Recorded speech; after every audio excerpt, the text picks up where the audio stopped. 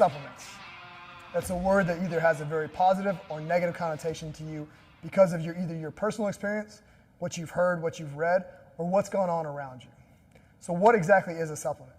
A supplement is any product that is being used in order to supplement your diet, meaning that it is there to help you for a nutritional or a health benefit, and it's used to provide a specific result. Supplements can be just about anything, from hair and skin products to things that are there for digestive health, things that are used to release headaches, and even such things as essential oils are considered supplements. So, what are some of the good and bad things about supplements? Some of the good things are, if properly used, sourced, and made, these things can be extremely beneficial to reduce deficiencies in specific parts of a person's diet and health. The problem is, because of the multi-billion-dollar supplement industry, a lot of these products are not made to the level they should be. They're also not tested, and they're also not backed up and researched the way that a normal food would be.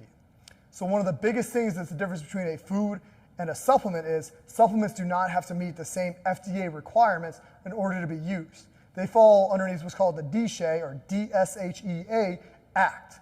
This means that they are not held nearly to the high standards that the food that you normally purchase from a grocery store is. This can lead to some major issues if not properly researched on your part and used appropriately as well. This is not to say that every supplement is bad or that everything can't be used. It is, however, said so that you know what kind of risk or kind of reward you can get out of using a supplement. So, who should use supplements? Now, this goes back to our definition of what a supplement is. It depends on what you're trying to do and what your goal is. If the goal is to reduce a deficiency in your diet, and we can find a safe, healthy way for you to do that by using something and that we can't possibly do with your diet from a whole food source, then yes, absolutely, a person should use a supplement. If you are using it for a shortcut or a quick out, then no, this shouldn't be done for you. So who should use a supplement comes down to why are you using the supplement? What is your long-term goal for the supplement?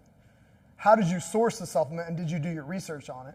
A supplement can be used well for a person who has a deficiency in their diet, cannot take care of that deficiency through food or cannot do it easily through food, and somebody who has done their research and knows exactly what they want to take and why. Our coaches here are big fans of using non-processed whole foods in order to meet every single part of your diet and to help you obviously decrease any deficiencies or places where you may be lacking. If those are being met and we can use a reliable third-party tested supplement, this will allow us to absolutely utilize that, and it will be a safe and effective way to do that. What we will never do is simply tell you to take a supplement because we saw something cool, because we saw one small piece of research or literature about it. We will always use scientifically based and well-sourced third-party tested supplements. This is extremely critical for any athlete who wants to take it. So going back to who should take supplements, they can be very beneficial for athletes. However, you are even more strictly scrutinized because of testing for your sport and for your goals. So you may get a test where you have to be able to prove that your supplements are not tainted or mixed with anything else.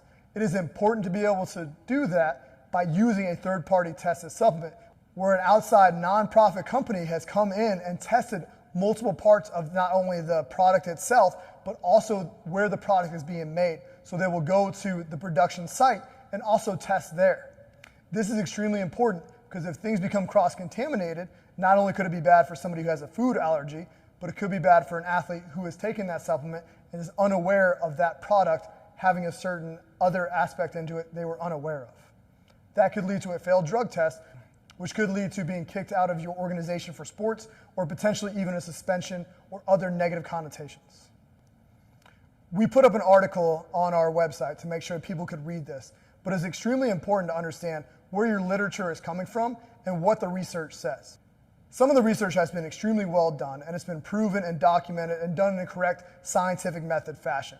Those are the studies we want to use. We want to use longitudinal studies, things that have taken course over a long period of time, that have also been controlled to make sure that nobody from the company selling the product is part of the research or funding the research. So as you go through and look at the research, it's been proven time and time again that certain products have amazing benefits and results if used properly. One of the most well-studied and well-researched products out there is creatine. It is still misunderstood and still thought to cause issues in younger athletes, things like kidney disease, etc. But it's been proven time and again over longitudinal studies that have now gone on for 20 plus years of specific athletes and individuals, to not have any negative side effects unless used in a completely inappropriate way. This is the kind of research that you should be doing in order to know what supplements you should be taking and why. The research is there on almost every supplement, maybe not the specific brand or company you might want to purchase from, but the actual underlying compound you may want to buy, like a protein, the creatine we just mentioned, fish oil, anything else similar to that will have research. Then it's just a matter of sifting through it to make sure you were getting the appropriate company, brand, dosing, etc., to make sure you are reaching your goals. We recommend you do not take anything that you have not either done your own research on or spoken with your coaches. And we also educate our athletes so that one day when you are working on your own or don't have coaching anymore, you still know what to buy and why. We want to empower you to make the best long-term decisions possible for your health and performance.